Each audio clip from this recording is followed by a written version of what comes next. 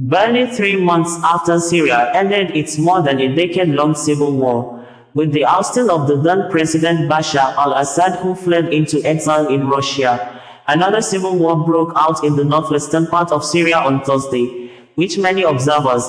especially war monitors, described as the deadliest in recent history, with war monitors putting the human casualty figures at more than 1,000. But many local residents claim the numbers of human deaths recorded in the multiple clashes that continued till Sunday night may be more than 1,200, with Al-Jazeera showing a video footage of one of the war monitors uprooting dead bodies from shallow graves. The TV station said to be among the 230 Syria Security Operatives killed during the clashes, after deadly gunfiring ensued between armed groups loyal to the ousted Al-Assad and pro-interim government security operatives, which escalated to multiple attacks on civilians, and most of the civilians were killed in large numbers at their homes. The UK-based Syrian Observatory for Human Rights, SOHR, which monitors fighting in Syria, said about 745 civilians were killed in 30 massacres targeting Alawites on the west coast on Friday and Saturday,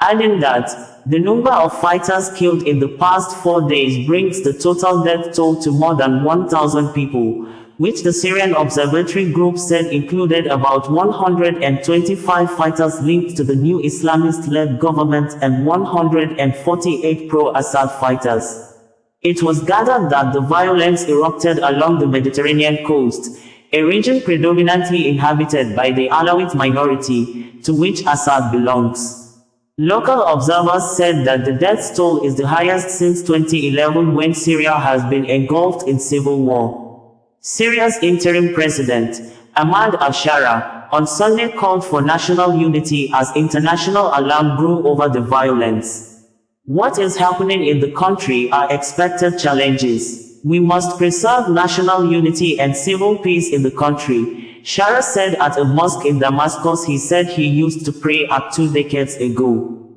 We are capable of living together in this country, as much as we can, he added. The ongoing clashes are the worst outbreak of violence since Assad, a member of the minority Alawite sect, was toppled in December by Sunni Islamist militants who sought to reshape the country's political and sectarian order, according to CNN. Adding, Latakia and Tartus on the Mediterranean coast are areas where support among Syrian Alawites for Assad was strong. Alawites, some 10% of the population, were prominent in the Assad regime, and while many Alawites have surrendered their weapons since December, many